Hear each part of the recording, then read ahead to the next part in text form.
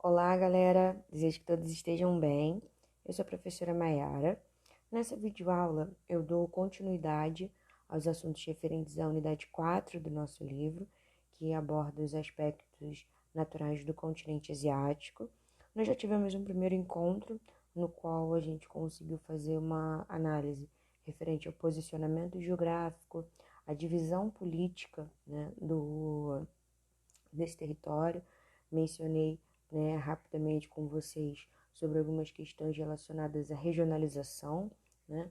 Mencionei também que, como a gente vai ver esse assunto no nosso próximo livro, eu não aprofundei muito nos assuntos, né?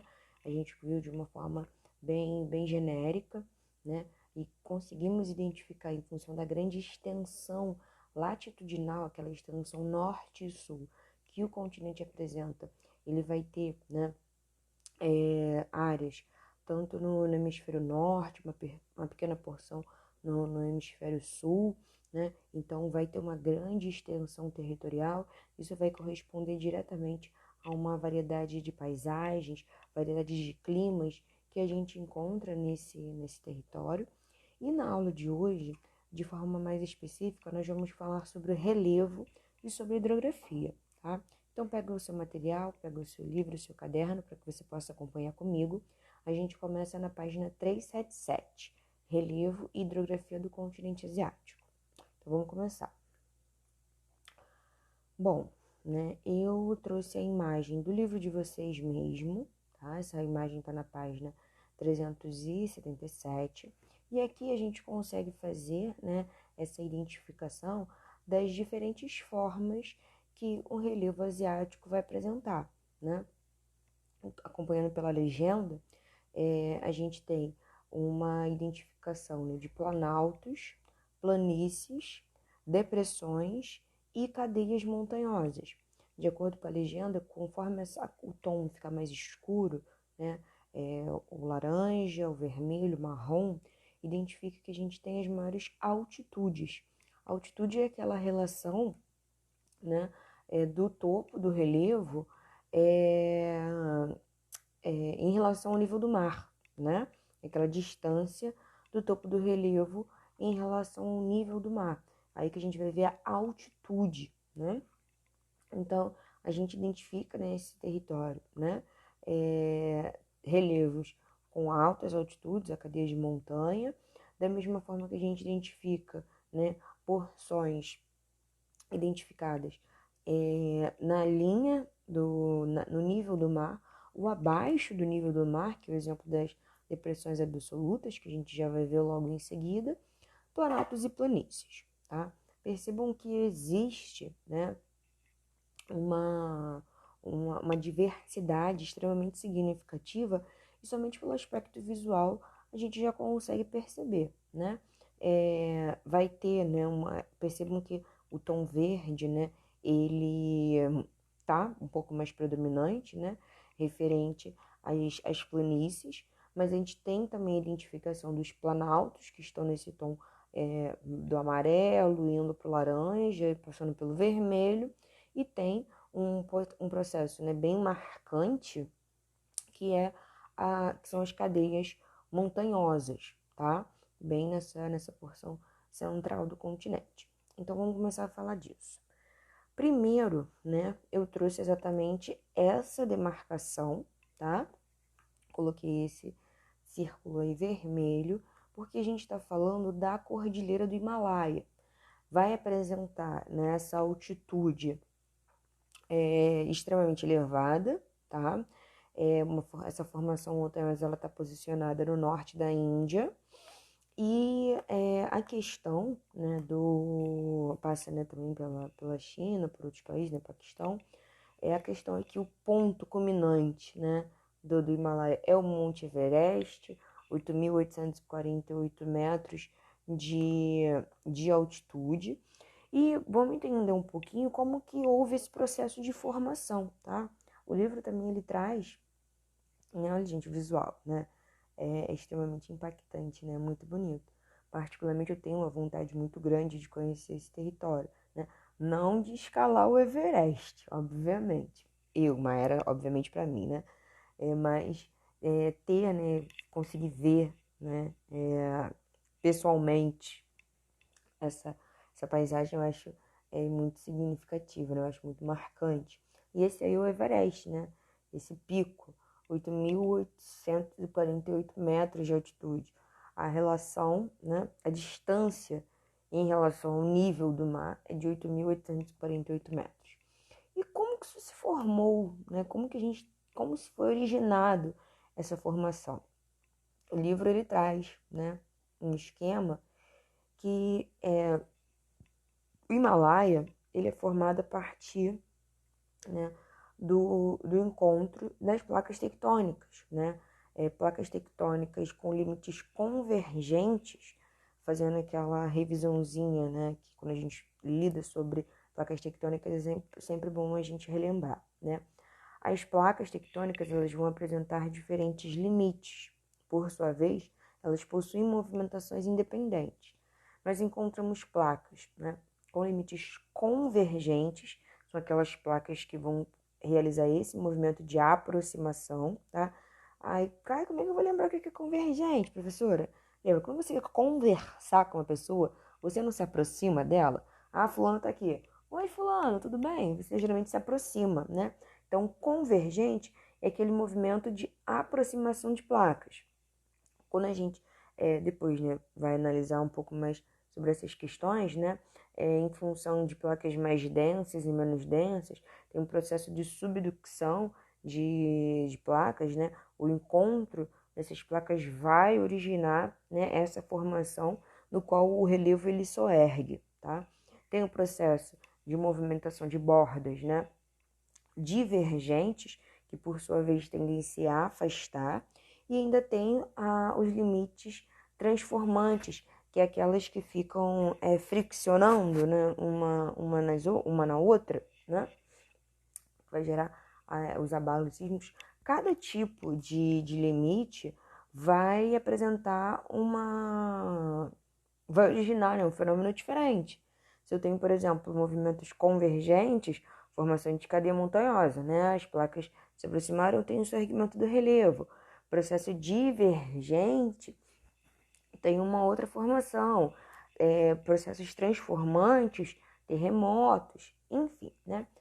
No caso do Himalaia, né, ele foi formado exatamente a partir do encontro da placa euroasiática com a placa indo-australiana. Essas placas, elas realizaram, são placas, né, de limites convergentes, então realizaram esse processo de formação, dando origem a essa magnífica cadeia montanhosa, né? O surgimento dessa formação, né? Dessa cordilheira, né? E como um outro fator, né, que a gente não pode deixar de mencionar, como a gente está falando de continente asiático, né, ele está posicionado em uma área de intensa atividade tectônica, exatamente por isso.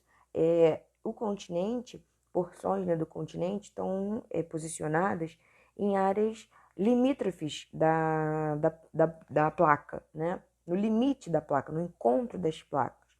E, obviamente, onde a gente vai ter uma atividade tectônica muito mais intensa. Por exemplo, por que no Brasil não tem terremoto? Por que no Brasil não tem vulcão? A gente sabe que o Brasil está posicionado, né, no interior de uma placa tectônica.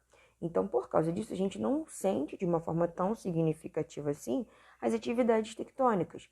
Por sua vez, né, algumas porções do continente asiático estão situadas no limite. Por exemplo, tem duas bordas, né? Tem duas placas, tem uma placa aqui e uma outra placa aqui. O continente asiático está nessa meiuquinha aqui, ela está nesse meio, está nessa parte de encontro. Então a atividade tectônica vai ser muito intensa. Terremoto, vulcanismo, tsunami, maremoto, né? Terremoto, tremor de terra, vulcanismo, formação de vulcão, tsunami, né? Aquela onda grande, né? Que atinge ao continente em função do movimento das placas tectônicas, né? E ele vai ser, né? O Himalaia, né? Ele vai ter exatamente essa formação extremamente acidentado, né? Acidentada porque eu acho sempre interessante a gente fazer uma relação, né, com aquilo que a gente pode identificar hoje. Por exemplo, no Brasil, isso aí é uma montanha, né? No Brasil não tem montanha. Por que no Brasil não tem montanha? Ah, em função, né, das atividades da formação geológica, né, do nosso território, como nós estamos posicionados sobre uma placa tectônica, no centro de uma placa tectônica, né, na verdade, não tem essa atividade. Então, para a formação desse tipo específico de relevo, se faz necessário o encontro de placas tectônicas, né? No Brasil não tem. O Brasil não tem montanha. Qual é a maior identificação?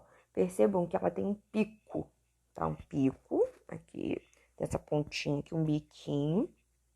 Na maioria das vezes, né, a gente vai encontrar também a presença de neve. Por quê? Né? Como eu estou falando de uma área com grande altitude, tá? Conforme maior altitude, conforme, né, essa distância vertical, né, em relação ao nível do mar, a gente vai encontrar temperaturas mais altas nas maiores altitudes. Quando a gente viu, por exemplo, lá no continente europeu, né, a variedade de climas, tem o clima tropical de altitude. Qual que é o ponto? É a altitude, é essa distância vertical em relação ao nível do mar. Então, conforme maior é a altitude, a gente identifica temperaturas mais baixas, trazendo um pouquinho aqui para a nossa realidade. Petrópolis, né?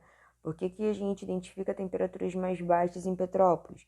Porque Petrópolis é uma região que tá elevada, né? Apresenta uma altitude maior do que, por exemplo, o Rio de Janeiro.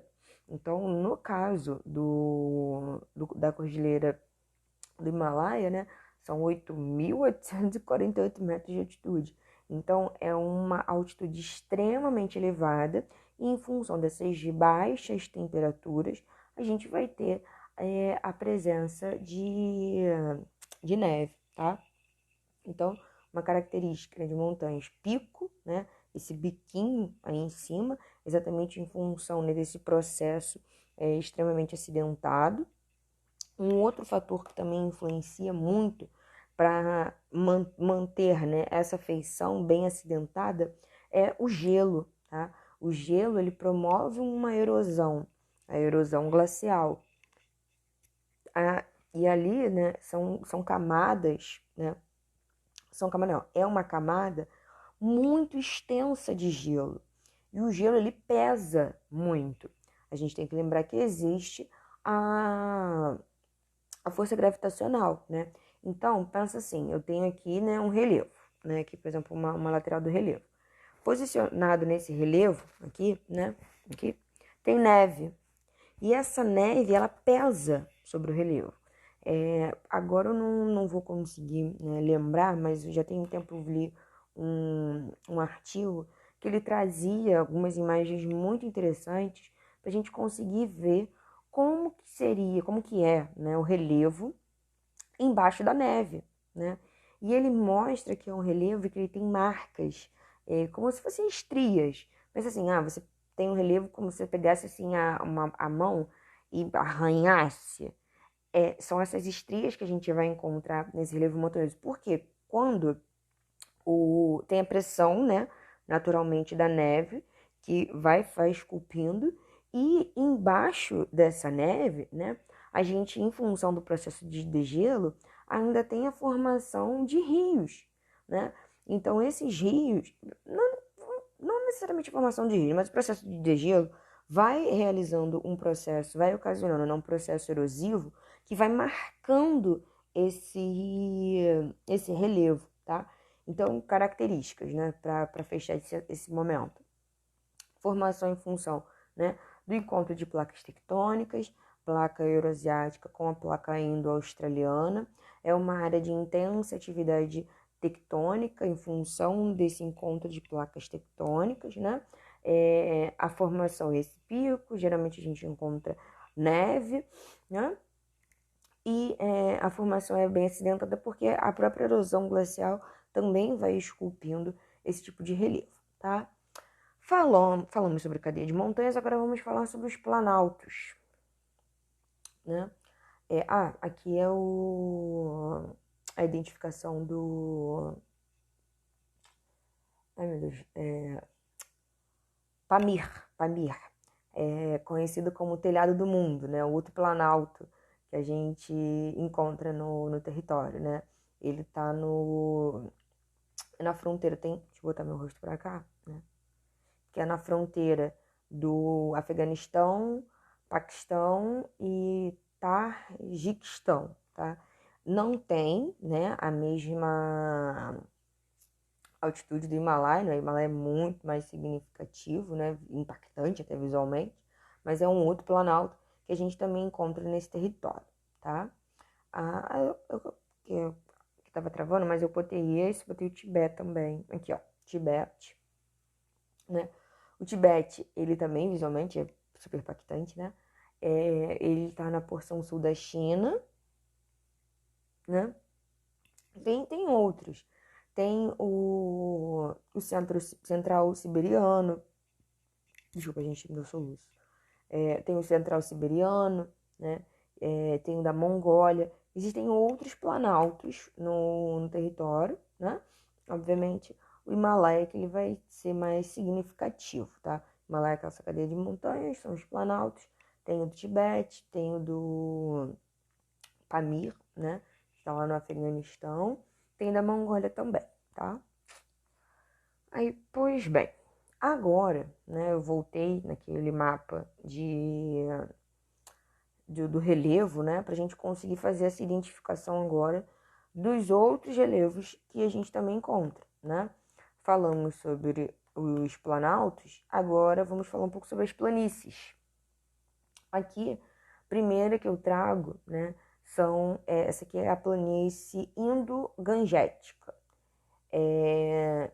que vai, né, tem o encontro, né, formado pelo rio Indo, né, o rio Hindu, a pronúncia aqui é livre, e o rio Ganges, tá? Os principais vales fluviais do continente, né, vão ser identificados próximo a esse litoral, né? O rio Ganges, ele vai desaguar no Golfo de Bengala. A gente vai ver um pouquinho mais sobre o rio Ganges, um pouquinho para frente, tá? Aqui a gente tem a hidrografia, né? A Mesopotâmia, né? Que é formada pelo rio Tigre e o rio Eufrates. Esses rios, eles ocupam, né, a região da antiga Mesopotâmia. Historicamente, é uma área que teve o seu desenvolvimento agrícola unicamente relacionado a essa hidrografia, né? Vai ter um papel de desenvolvimento de agricultura e, consequentemente, né, a sobrevivência desses indivíduos, né, por meio do abastecimento, né, agrícola em função dessa hidrografia, tá? A outra hidrografia aqui é a chinesa, né, com o Rio Amarelo e o Rio Azul. A identificação, né, dessa hidrografia está muito relacionada também à obtenção de energia, né? Quando a gente faz aquela análise sobre as potencialidades dos rios, né? Tem, obviamente, você ter contato, né? Você ter a disponibilidade de um recurso hídrico, né? Tem a potencialidade no sentido de obtenção de energia, quando a gente tem instalação de hidrelétrica, tem a navegabilidade, na navegação, né? Vamos colocar assim, você pode navegar, o abastecimento de áreas agrícolas, né? Em função dessa hidrografia, né? Da água exatamente para o cultivo agrícola. E nessa porção da China, né, o potencial ele vai ser muito voltado para a produção de energia e para o abastecimento das áreas agrícolas. Tem outras também, né? Tem a porção da Sibéria, tem a porção da Manchúria, né? Mas aqui a gente identifica que existe, né, um potencial bem significativo. Eu vou falar um pouquinho de forma mais específica, né, que eu ouvi mencionado rapidinho, do Ganges, tá? O que acontece, né? O Ganges, ele tá, né, presente lá na hidrografia, né, da planície Indo-Gangética, né, a junção, né, do rio Indo com o rio Ganges. O rio Ganges, ele tem uma importância cultural extremamente significativa, ele é considerado um rio sagrado dentro da religião hindu, né? E ele, lembra que eu falei, né, que voltando aqui na questão do relevo, que o relevo lá da cadeia montanhosa, tem um estudo que se a gente tirar a neve, vai ver que ele é cheio de estrias, isso em função do próprio peso, né, como dos rios que são originados a partir da cadeia de montanhas. E o rio Ganges, ele é originado a partir do degelo do Himalaia, né? Então ele corre desde lá do Himalaia até desaguar no Golfo de Bengala. Qual é a questão, né, por trás do rio Ganges? Percebam, né, que ele está fazendo um corte extremamente significativo na Índia, tá?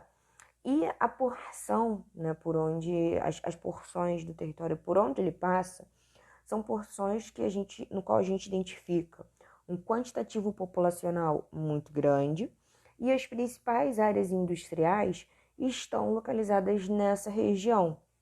E isso, infelizmente, né, vai ocasionar um índice de poluição extremamente alto por Rio Ganges, tá? Tem uma imagem aqui na frente que mostra um pouquinho sobre isso.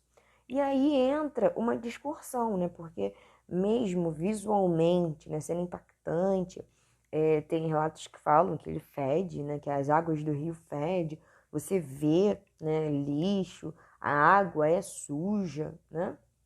Tem pessoas que bebem da água, que se banham na água, né? Que tem como eu falei, é uma relação religiosa muito profunda, porque o rio é considerado sagrado. Então, eles não se importam, né, com o alto índice de poluição das águas, né? Nesse caso aqui, não, essa imagem provavelmente pode ser, né, uma pessoa que trabalha coletando, né, recicláveis, não sei, né? Ou até tá procurando ali algo possível, né, para ele se alimentar.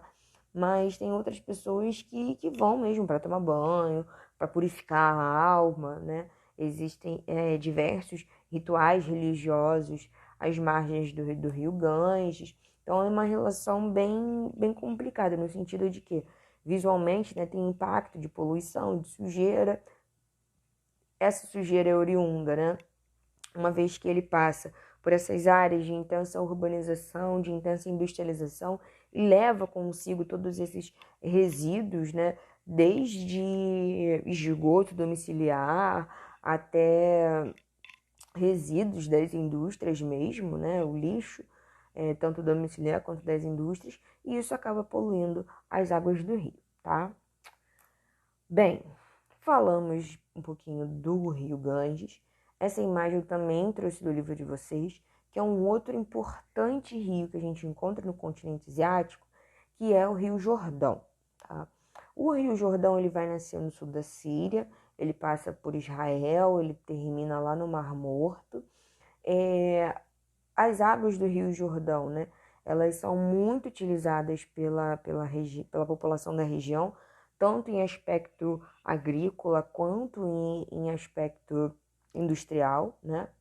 Só que a gente vai identificar que o uso das águas do Rio Jordão, esse uso indiscriminado, esse uso intenso, né, vai impactar na diminuição do Mar Morto, uma vez que a quantidade de água que vai chegar, né, no Mar Morto vai ser cada vez menor.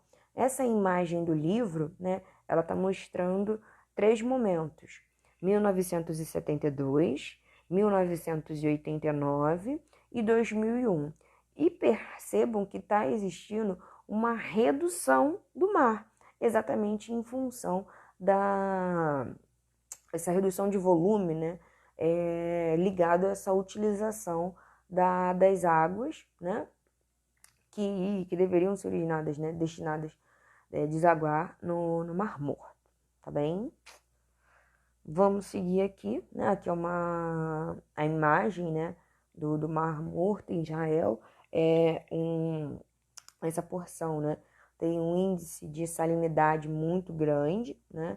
O nome tem esse Mar Morto porque um peixe, por exemplo, não sobreviveria em função do alto índice de salinidade, né? Se a gente for nadar, a gente não afunda, que a densidade da água é diferente, nem é recomendado, né? Uma vez que o índice de salinidade é muito grande, tá? Bom, falamos disso, né? Agora a gente vai falar um pouquinho sobre as depressões, tá? A gente vai encontrar tantas depressões absolutas, né? Que estão abaixo do nível do mar, como é o exemplo da depressão do Mar Morto, que ele está a 395 metros abaixo do nível do mar, né? E a gente também tem a representação do Mar Cáspio. O Mar Cáspio ele não está tão abaixo, ele está 28 metros abaixo do nível do mar. Quando a gente fala, né, em questão das depressões absolutas, né, tem, né, o ápice, que obviamente é o Mar Morto, né, por causa dos 395 metros abaixo do nível do mar. E aqui, né, eu vou falar um pouquinho agora sobre o Mar Aral.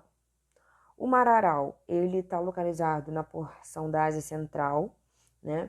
E percebam nessa imagem que está havendo uma diminuição extremamente significativa do mar, né? A gente data, né, 90% de redução do mar, e isso muito por causa das águas do rio Sirdária e Umadária, né? Que deveriam desaguar no Mar Aral e não desaguam. Essas águas elas são extremamente utilizadas, né, foram extremamente utilizadas para o cultivo de algodão no período da Guerra Fria, né?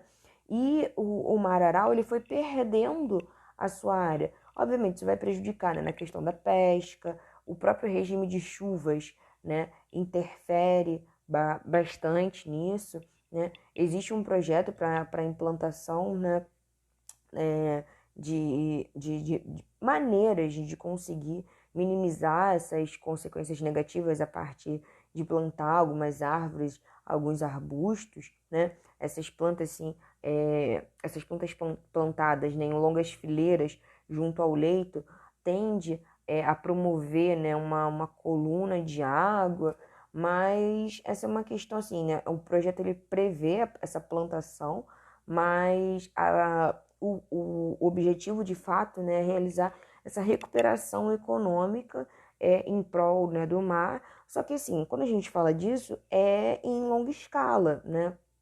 Porque a previsão, você plantando hoje, é só daqui a 150 anos que elas vão crescer e vão gerar os frutos, né? É uma ideia super válida, mas é a longo prazo em função de atividades anteriores, tá bom, gente? Bom, eu encerro por aqui e a gente se encontra numa próxima. Até!